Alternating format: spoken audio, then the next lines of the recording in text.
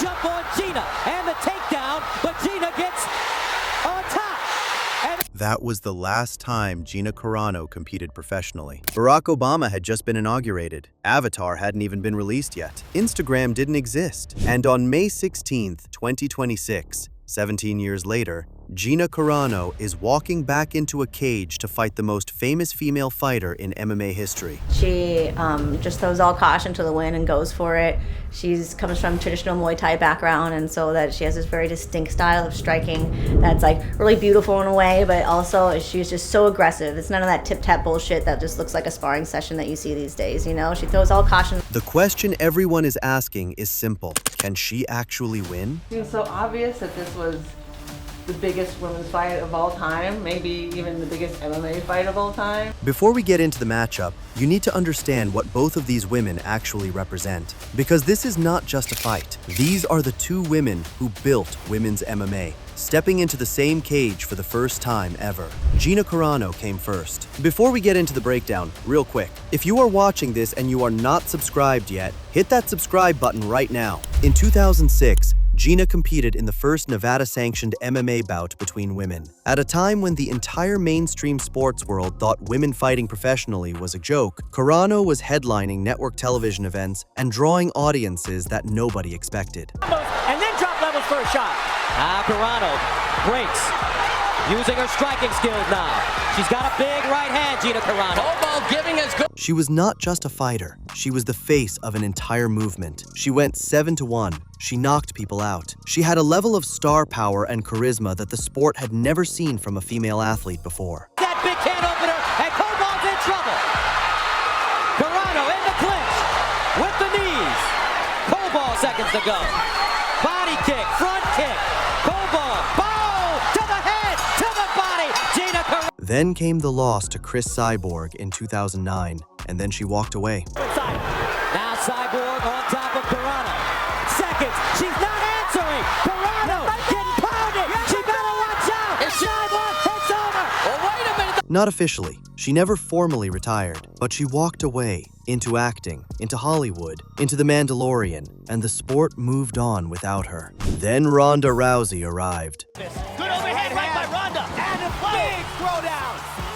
Can she do it right here? It is. And Rousey has been very public about the fact that she got into MMA by sitting on a couch watching Gina Carano compete on television. Carano was the blueprint. Rousey was what happened when someone took that blueprint and pushed it further than anyone thought possible. Because that might happen. Bar!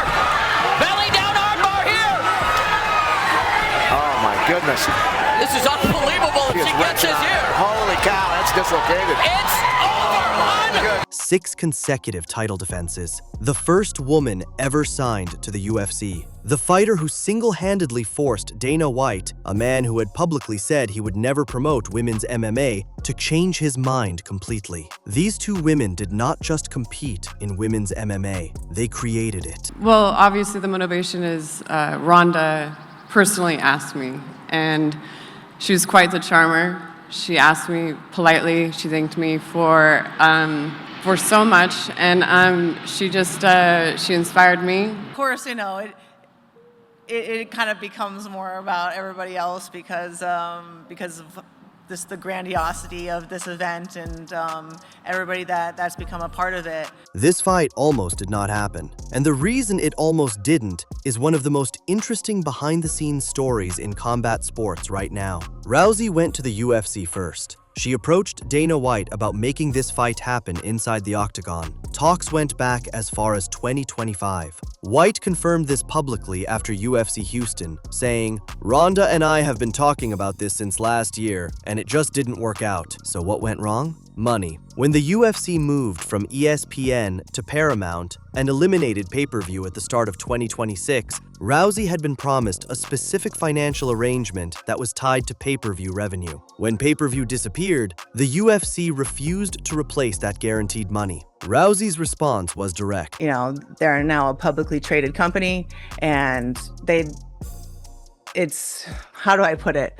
They didn't want to set a precedent of giving me the guaranteed money that I deserve, because once I raise that tide, it lifts all the boats. So she looked elsewhere. And elsewhere turned out to be Jake Paul's most valuable promotions and Netflix, who are now staging the first ever MMA event in Netflix history on May 16th at the Intuit Dome in Los Angeles. Rousey did not hold back about what this fight means beyond just the sport. That is a significant statement from the woman who the UFC built an entire gender division. Now let's get to the real question. 17 years is a long time to be away from professional competition. Carano turns 44 in April. Rousey is 39. Neither of these women is in their prime. That is simply a fact. But here is what actually matters in this specific matchup. Carano was always the bigger, stronger, more powerful striker. At her best, she moved with a physicality that very few female fighters have ever matched. She's also a bouncer, but she's having a hard time bouncing Gina to the mat.